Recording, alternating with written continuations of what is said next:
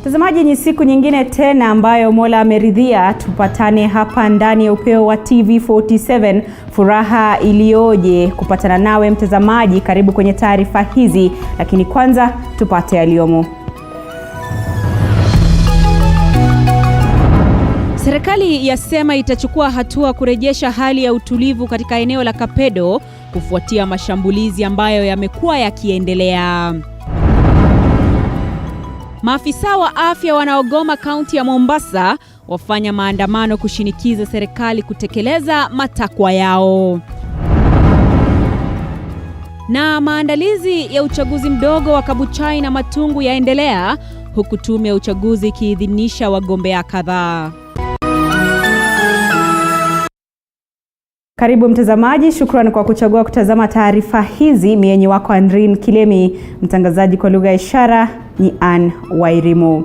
Kwa siku ya pili mfululizo, wakulima wa mahindi wa Singishu wamekosa kujitokeza kuwasilisha mahindi yao kwa bodi ya nafaka NCPB mjini Eldoret licha ya kutangazwa kwa nyongeza ya bei ya gunia moja la mahindi kutoka shilingi 12,500 hadi shilingi 12,700. Calvin Chitwa na taarifa hiyo kutoka Eldoret.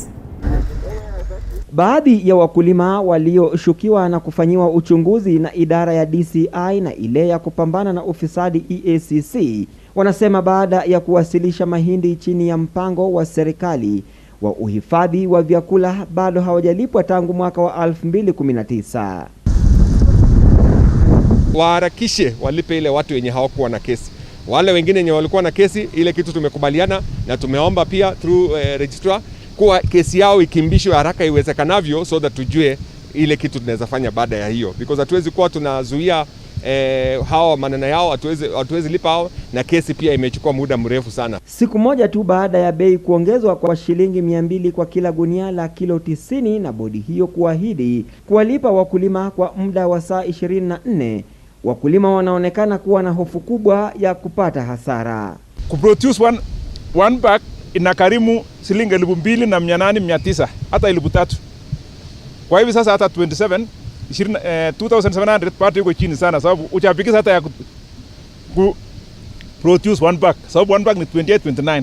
Idadi ndogo ya wakulima wamejitokeza katika gala la NCPB mjini Eldoret, wengi wao wakiamua kuyauza mahindi yao kwa wafanyi biashara binafsi. But we are praying for the government to see if they can add some extra to reach even around 3,000.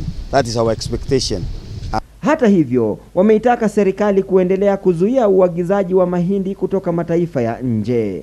Wakati fulani ilikuwa watu wakubwa wa serikali walikuwa wakifanya biashara ili wakompete na sisi, lakini tunaonelea kwamba wakati huu sisi wakulima ndio tunapigania maneno ya mazao yetu. Hakuna mtu mkubwa ambaye analeta kutoka nje. Calvin Chitwa, TV47, kaunti ya Uasin Gishu. Kutoka Uasin Gishu mtazamaji, tuelekee Mombasa ambapo maafisa wa afya na wauguzi kutoka kaunti hiyo wameendelea na maandamano yao ya kila wiki wakiendelea kutoa lalama zao za kutotimizwa kwa matakwa yao na serikali ya kaunti hiyo. Fatma Ngwena na taarifa hiyo kikamilifu.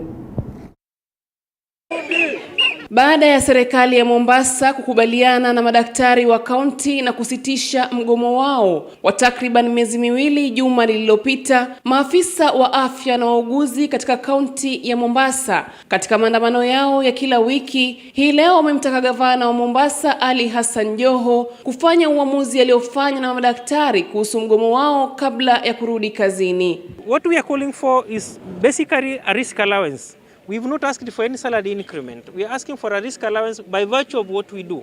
Wahudumu hao wa afya wamekashifu baadhi ya kaunti ambazo zimeripotiwa kuwafuta kazi kutokana na mgomo huo na kukashifu matamshi ya mwenyekiti wa baraza la magavana Wycliffe Oparanya ya kutowalipa wahudumu wa afya wanaogoma. Again, if he says that they don't have money, hii pesa si ya mama yake. Hii pesa ni yetu, tumelipa kodi. So he should not be there telling us that he will not pay because he does not have money. Pesa ni yetu, tumelipa kodi, and even that man that we have paid, zingine ni hizo ambazo amekatalia. Aidha, wahudumu hao wa afya sasa wamemtaka gavana wa Mombasa Hassan Joho kuachana na ubabe wa kisiasa unaoendelea na kuwalipa mishahara yao na kumtaka Rais Uhuru Kenyatta kuingilia kati na kutoa suluhu katika sekta ya afya. If they have money, if they can go to China to borrow money to come and do dubious projects, let them borrow money to pay us. We equally deserve a cake. Mgomo huu ambao sasa umeingia wiki ya 11 hapa Mombasa unaendelea sambamba na migomo ya wauguzi katika sehemu mbalimbali nchini, na wahudumu hawa wa afya wameapa kutorudi kazini hadi pale watakapotimiziwa matakwa yao. Tunahitaji bima iliyo na haki. Tunahitaji allowances ambazo zitaweza kutukimu hata maisha yetu yana maana. Fatma Ngwena nikiripotia TV47 kutoka kaunti ya Mombasa. Kwingineko, rabsha ilizuka katika mazishi ya aliyekuwa mwakilishi wadi wa Rore John Mboro katika kaunti ya Nyandarua baada ya Askofu Stephen Kabora kuwakataza wabunge walioko katika mrengo wa naibu wa Rais William Ruto kuwahutubia waombolezaji. Hii inafuatia uamuzi wa viongozi wa makanisa katika kaunti ya Nyandarua kuwakataza viongozi wa kisiasa kufanya siasa katika ibada za kanisa. Leo hii tumefika hapa kwa heshima za Mheshimiwa Mboro. Tafadhali hizo heshima turudishie kanisa ndio waweze kupeleka program mbele, na vile gavana amesema, mimi nisimame pamoja na watu wa Nyandarua tukisema ni kweli tunapenda wageni, lakini pia kama tunapenda wageni tunamheshimu mwenda zake. Kuchafua hii mjadala kusema ati ni maskini wanapigana na matajiri. Mambo ya hasola haiko mambo ya matajiri na mambo ya maskini. Hapana, tuko na mahasola ambaye ni matajiri. Maana ya hii mahasola ni kusema mtu ambaye hakuzaliwa kwa nyumba kubwa, hakuzaliwa kwa nyumba iko na mali, ameweka bidii yake yeye mwenyewe na kuomba Mwenyezi Mungu, amefanya kazi na bidii mpaka amepata mali. Hatujui BBI, tunasema kwanza tuambiwe sisi watu wa Nyandarua what is there for us in BBI. Na sasa hapa kwetu Nyandarua hiyo tumeikataa. Ikiwa ni watu wale wengine wanafaidika na sisi hapa Nyandarua hatufaidiki, tunasema BBI this time hapana. Ujenzi wa barabara ya kilomita 15 itakayotumia kima cha shilingi bilioni 1.5 umefikia zaidi ya 70% sasa. Barabara hii ya kutoka eneo la Bati Makongeni Thika na kupitia katika shamba la kampuni ya Del Monte na kutokea katika barabara kuu ya Thika inatarajiwa kupunguza msongamano wa magari kwa kiasi kikubwa katika mji huo. Weru Mwangi na taarifa hiyo kikamilifu. Barabara hii iliyo na urefu wa kilomita 15 na itakayotumia kima cha shilingi bilioni 1.5 inatarajiwa kupunguza msongamano wa magari katika mji wa Thika kwa kiasi kikubwa, huku ujenzi wake kwa sasa ukifikia 75%. But also I want to mention that the traffic that we have in Garissa Road is very, very heavy. So this contract also has got a small bypass that moves from Broadway and comes through a village called Umoja and goes to a place called Bid Oil. So again, it's a parallel road to Garissa Road. So basically, this one is going to be able to offload some vehicles off Garissa Road, and that is what we want. Katika ziara ya wabunge wa maeneo ya Thika na Gatanga kutathmini ujenzi wa barabara hii inayounganisha maeneo bunge haya mawili, mbunge wa Thika Patrick Onena na mwenzake wa Gatanga Duati Ngugi wamesema barabara hii itasaidia pakubwa maendeleo ya kaunti za Kiambu na Murang'a sawia na kaunti za Machakos na Nyandarua. All the products that we do in Thika, we make in Thika, we want them to be able to reach everywhere else. You know, this road actually essentially connects about 4 counties. It connects Kiambu County with Murang'a County, but of course by extension, from Kiambu County we connect Machakos County, and then from Murang'a County we are connecting Nyandarua County. So, and these are 4 counties with a lot of potential. Mbunge wa Gatanga vile amekemea siasa zinazoendeshwa na mlengo wa tangatanga za wenye mali na walalahoi, akisema ni hatari sana kwa kugawanya wa Kenya. This is not the right time to categorize people. I would like Kenyans to remain united. And it's not good to divide people into classes because it will affect everybody. When you say you are a hustler, another one is a dynasty, that one is very wrong. Because what will happen is that people will start categorizing from dynasty and hustler, now it will go to tribes, and it has happened before in this country. And I would like to urge our leaders, let's not divide people into class. Waendesha magari na pikipiki wanaotumia barabara hii ya mkato wakielezea jinsi ilivyorahisisha usafiri, kwani walikuwa wakizunguka mwendo mrefu na kugharamika mara kwa mara kwa kutumia barabara bovu. Hii barabara imetusaidia sana. Wakati huo beleni haikuwa inatusaidia, tulikuwa tunaenda garage sana, lakini siku hizi kuenda garage imepungua. Juu beleni tulikuwa tunapitia ile barabara ya Kehumwere na ilikuwa barabara baya sana juu ya mashimo. Gari zetu zilikuwa zinaharibika kila wakati. Nikiripotia runinga ya TV47 kutoka eneo bunge la Thika, jina langu ni Wero Mwangi. Waziri wa usalama wa ndani Daktari Fred Matiang'i ametoa onyo kali kwa wanaosababisha maafa eneo la Kapedo kufuatia mizozo baina ya jamii. Matiang'i anasema kuwa serikali inawawinda wahusika wakuu, miongoni mwao viongozi wa kisiasa, kufuatia mauaji ya afisa wa GSU wa ngazi ya juu. Mwandishi wetu Mwangi Maina anaarifu zaidi. Siku moja tu baada ya mauaji ya afisa wa ngazi ya juu kwenye kitengo cha polisi cha GSU, waziri wa usalama wa ndani Fred Matiang'i amesema kuwa operesheni inayoendeshwa Kapedo itakuwa moja kukumbukwa hapo siku za usoni. Matiang'i anasema kuwa mauaji ya afisa huyu yalipangwa, huku akidai kuna baadhi ya viongozi wanaochochea vita eneo hili na kulimbikizia vita hivyo wizi wa mifugo. That part of our country has been very costly to us in the security sector. We have lost security officials there. We have lost Ngao officials there. We have lost innocent wananchi. And there is a culture in that part of our country which seems to protect negative and criminal armament that disguises, first of all, as cat rustling, but in actual fact it is funded. And I want to say this, it is funded. Matiang'i anasema kuwa kuna baadhi ya viongozi wa kisiasa wanaopanga vita hivi na kudokeza kuwa chuma chao kimotoni. Nguvu zote na macho yote ya Wizara ya Usalama wa Ndani sasa yakielekezwa Kapedo, ambako kumegeuzwa na kuwa uwanja wa makabiliano kati ya polisi na wahalifu. We are in hot pursuit of certain people, including leaders. And I want to assure the country on this particular score, we are going to act very decisively. We will make sure that those who are involved in that are facilitated to meet with the law. Because that will not happen.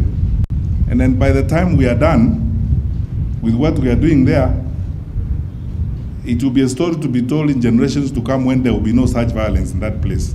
Ijapokuwa Matiang'i anasisitiza kuwa operesheni hii itaendelea hadi wahusika wote kutua mbaroni, kibarua kigumu kinawakabili maafisa wa polisi wanaoendeleza msako huu kutokana na hali ya ardhi eneo hilo iliyojawa na vilima na mabonde, ambako wahalifu hawa hujificha na kuwapiga chenga maafisa wa polisi. Kwa sasa ndege za idara ya polisi zinapaa kwenye anga ya Kapedo kuwafurusha wahalifu kutoka mafichoni. They asked for us to move there. We have moved our policing resources there, and we are going to increase very stiff resources in that part of the country. I am asking those who know those people who murdered our senior police officer to surrender them. But if they don't want to surrender them, we will still go for them. We will look for them. It doesn't matter how long it's going to take us. And it does not matter what resources we are going to use. We will get them and bring them to justice. Vilevile Matiang'i amesisitiza kwamba usalama kwenye kaunti za kaskazini mashariki hazitasazwa kwenye operesheni hii. Idara ya usalama wa ndani imesema kuwa itakabiliana na wezi wa mifugo wanaokabiliana kuhusiana na mipaka na lisha ya mifugo hadi suluhu ya kudumu itakapopatikana. Aidha, viongozi kwenye eneo hili umewataka wakazi kukumbatia amani kati ya jamii zote zinazoishi mipakani. Mainly has been the sharing of pasture and water, and the conflicts around them, including some element of cattle rustling. And we have agreed that as leaders, we should take the leadership to come together as leaders of Garissa and Wajir and ensure that our people continue to live in peace. So we have taken responsibility to work together and ensure peaceful coexistence of our people, because these are the same people Kenyans. Wakati huo huo, waziri wa mafuta na madini John Munyes anasema chimbuko la mzozo na makabiliano Kapedo ni ardhi ya mipakani ambayo inafaa kutatuliwa mara moja. Shindwa kuamua mipaka yetu, serikali ije iamue mara moja, na hiyo shida. Matiang'i ameongoza viongozi kutoka eneo la kaskazini mashariki na maafisa wengine kwenye ngazi za usalama kutafuta suluhu ya mizozo hii. Waziri wa usalama wa ndani Daktari Fred Matiang'i sasa anasema kuwa huenda mapigano yanayofanyika mashariki kaskazini mwa nchi huenda yakahusishwa na uchaguzi ujao mwaka 2022. Sasa Matiang'i akisema kuwa operesheni ya polisi itahakikisha kuwa hakuna mwananchi ambaye atabaki na silaha ambaye amepata kinyume cha sheria. Nikiripotia runinga ya TV47 kutoka KICD jijini Nairobi, jina langu ni Mwangi Maina. Asante sana Mwangi Maina kwa kufuatilia taarifa hiyo. Mtazamaji, visa vya wanafunzi kuwavamia walimu shuleni vimekuwa vikigonga vichwa vya habari. Kuanzia Kisii ambapo mwanafunzi aliwashambulia walimu wawili kwa kuwadunga kisu, mwingine akijaribu kujitoa uhai, na Vihiga ambapo mwanafunzi alidaiwa kumuua askari wa shule kwa kumpiga kichwani. Sharon Baranga na tathmini hiyo. Ni wiki ya 3 tangu wanafunzi waliporejea shuleni kwa muhula wa pili. Na kama ilivyotarajiwa, kufikia sasa wanafunzi na walimu wangekuwa wameanza masomo ili kujaribu kuokoa muda waliopoteza mwaka uliopita. Lakini kuna wanafunzi ambao badala ya kuwa shuleni wamefikishwa mahakamani kwa mashtaka ya majaribio ya mauaji au kushambulia walimu miongoni mwa watu wengine. Katika mahakama ya Kisii, mwanafunzi wa kidato cha 3 kutoka shule ya upili ya Kisii ameshtakiwa kwa kujaribu kuwaua walimu wake wawili. Kisa hiki kilifanyika tarehe 12 mwezi huu. Mmoja wa walimu alidungwa kisu mara 4. Sasa wanasaikolojia wanasema kuwa huenda mwanafunzi huyu alikuwa na machungu moyoni kutokana na athari za virusi vya corona nyumbani kwao. COVID came, nobody was prepared. Many never knew what the impact of this particular pandemic could be like. And when you look at this, the pandemic came to expose the rotten structures or even the dysfunctional in the family system, all right? And in this particular case, you find that so many young people were abused, exposed to a lot of trauma. And out of this, that's why you find that some of them, they retaliate and they tend to be reactive in such a way they end up harming another person. So there's a lot of anger that has been built within them, and they only wait for that moment where there's a trigger for them to just explode and express how they feel. Kisa hiki kilishtua familia na walimu hao. Sasa naomba serikali ichunge walimu kwa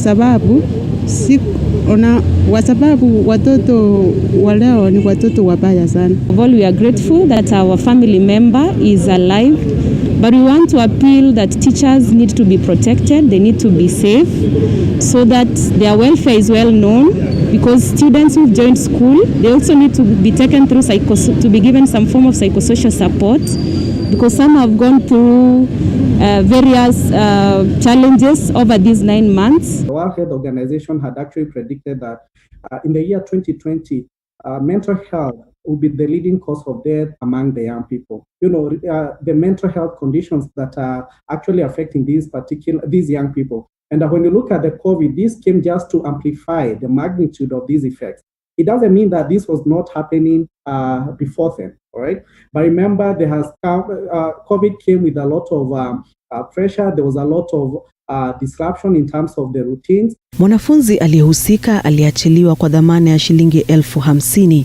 Kesi itasikizwa tarehe 27 mwezi huu. Hata hivyo, kumekuwa na baadhi ya watu wanaolimbikiza lawama kwa wazazi wakisema hawakuwa wanashughulikia watoto wao walipokuwa nyumbani mwaka uliopita. A lot of disruption in terms of the routines.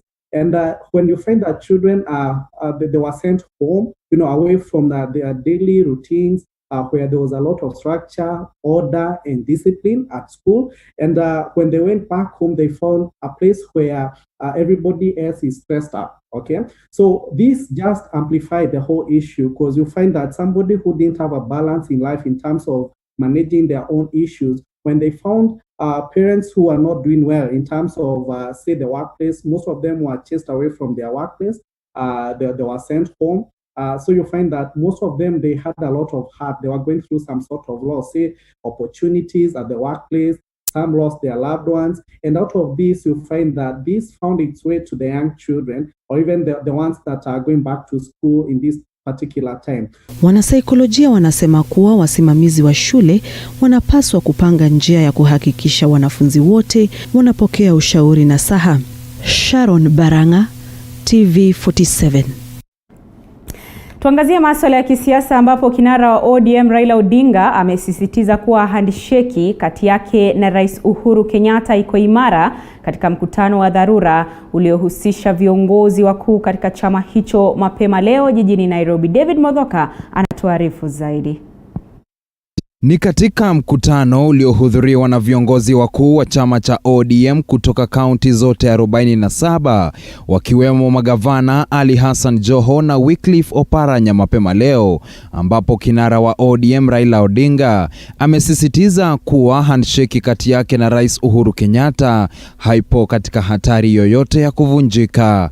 Haya yanajiri licha ya mustakabali wa handshake kuonekana kupata pigo katika siku za hivi karibuni, baada ya seneta wa Siaya James Orengo kudai kuwa ODM ilikuwa radhi kujiondoa endapo baadhi ya wanasiasa kutoka upande wa rais wangezidi kudunisha ndoa hiyo. Ila Raila amesisitiza kuwa ODM haibanduki katika mkutano huo ulioandaliwa jijini Nairobi pasi wanahabari kukubaliwa kuingia.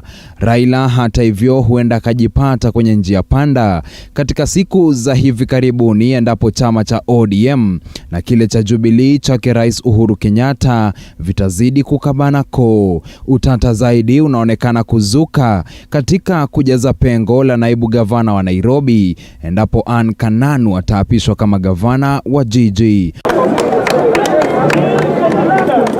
ODM tayari na mezea mate nafasi hiyo, huku ikitarajiwa kutangaza chaguo lake hiyo kesho, wakati Jubilee aidha inasemekana kumsukuma Dennis Waweru kama naibu nahodha wa Nairobi. David Muthoka, TV47, Nairobi. Kwingineko, bunge la kaunti ya Nyamira limekataa kupitisha pendekezo la gavana Amos Nyaribo kumteua James Gesami kama naibu wake. Kulingana na bunge hili, Gesami hana uwezo wa kushikilia ofisi hiyo. Barua ya uteuzi wa Gesami iliwasilishwa hii leo ikipuuzilia mbali katika kikao cha bunge. Wawakilishi wadi hao wakiidhinisha pendekezo la kamati ya uteuzi kukataa uteuzi wa Gesami. Gavana Nyaribo alichukua uongozi wa kaunti kufuatia kifo cha gavana John Nyagarama mwezi jana.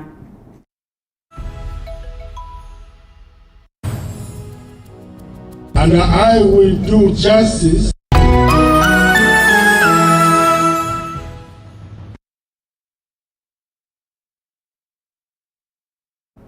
Na mtazamaji, tudunde viwanjani, ambapo kamati ya taifa ya Olimpiki nchini Kenya imewakabidhi wanariadha ufadhili wa masomo ya shilingi milioni 2.4 ili kujikomboa kwenye mashindano yajayo ya Olimpiki.